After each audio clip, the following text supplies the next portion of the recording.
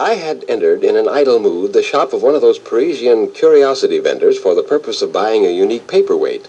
Examining what he showed me, I caught sight of a charming foot, which I at first took for a fragment of some antique statue of Venus, and I said, "I'll take that foot."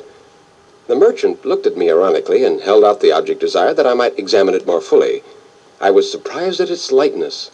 It wasn't a foot of metal, but in truth, a foot of flesh, an embalmed foot, a mummy's foot.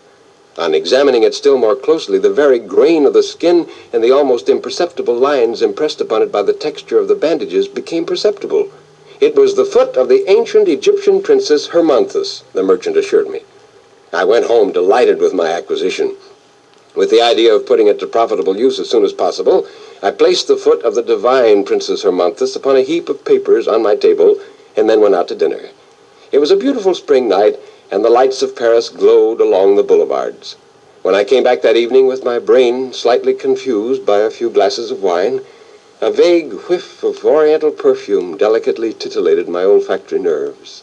The heat of the room had warmed the natron, bitumen, and myrrh in which the Parishistes, who cut open the bodies of the dead, had bathed the corpse of the princess. It was a perfume at once sweet and penetrating, a perfume that 4,000 years had not been able to dissipate. The dream of Egypt was eternity. Her odors have a solidity of granite and endure as long. I soon drank deeply from the black cup of sleep. For a few hours all remained opaque to me. Oblivion and nothingness inundated me with their somber waves. Yet light gradually dawned upon the darkness of my mind.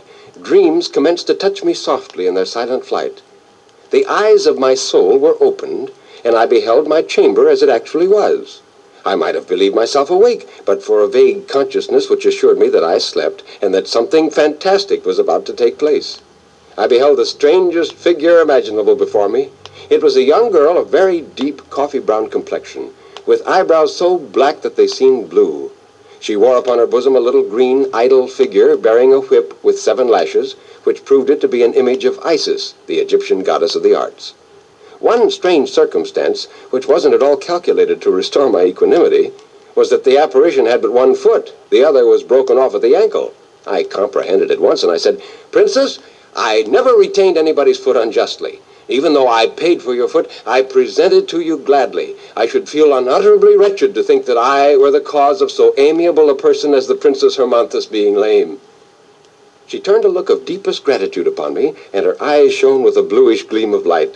She took her foot like a woman about to put on her little shoe, and adjusted it to her leg with much skill. This operation over, she took a few steps about the room, as though to assure herself that she was really no longer lame, and then she said, "Oh, how pleased my father will be, he who was so unhappy because of my mutilation, and who from the moment of my birth set a whole nation to work to hollow me out a tomb so deep that he might preserve me intact until the last day, when souls must be weighed in the balance of Amenthi.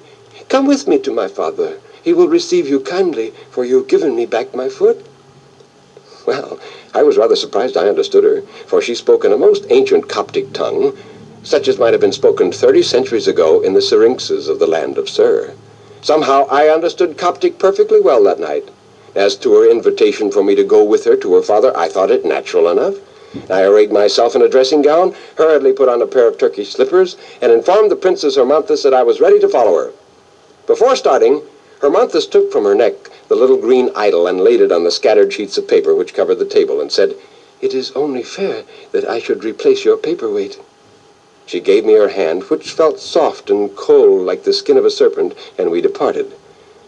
We passed for some time with the velocity of an arrow through a fluid of grayish expanse, in which half-formed silhouettes flitted swiftly by us to right and left.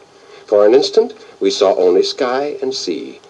A few moments later, obelisks commenced to tower in the distance. Pylons and vast flights of steps guarded by sphinxes became clearly outlined against the horizon. We had reached our destination. The princess conducted me to the mountain of rose-colored granite, in the face of which appeared an opening so narrow and low it would have been difficult to distinguish it from the fissures in the rock, had not its location been marked by 2 stelae wrought with sculptures. Hermonthis kindled a torch and led the way before me. We traversed corridors hewn through the living rock, their walls covered with hieroglyphics. At last we found ourselves in a hall so vast, so enormous, so immeasurable, that the eye could not reach the limits. the Princess Hermonthis still held my hand and graciously saluted the mummies of her acquaintance. All the pharaohs were there: Cheops, Khephren, Psammetichus, Sesostris, Amenhotep, all the dark rulers of the pyramids and the Syrinxes. On yet higher thrones sat Kronos and Xisuthros. After permitting me to gaze upon this bewildering spectacle a few moments, the Princess Hermonthis presented me to her father Pharaoh, who favored me with a most gracious nod. The princess clapped her little hands together with every sign of frantic joy and said, "I have found my foot again. I have found my foot. It was the gentleman who restored it to me." Pharaoh pointed his scepter at me and said, "By Ohms, the dog of hell, and to my daughter of the sun and of truth, this is a brave and worthy lad. What recompense do you desire?" Filled with daring, inspired by dreams in which nothing seemed impossible, I asked him for the hand of the Princess Hermonthis. Pharaoh opened wide his eyes of glass in astonishment at my request. "What country do you come from, and what is your age?" "I am a Frenchman, and I'm 27 years old, Venerable Pharaoh." 27 years old? And he wishes to espouse the Princess Hermonthis, who is 30 centuries old. If you were even only 2,000 years old, I would willingly give you the princess, but the disproportion is too great. Besides, we must give our daughters husbands who will last well. You do not know how to preserve yourselves any longer. Even those who died only 15 centuries ago are already no more than a handful of dust. Behold, my flesh is as solid as basalt. My bones are bars of steel. I shall be present on the last day of the world with the same body and the same features which I had during my lifetime. My daughter will last longer than a statue of bronze. See how vigorous I yet remain, and how mighty is my grasp." He shook my hand in the English fashion with a strength that buried my rings in the flesh of my fingers.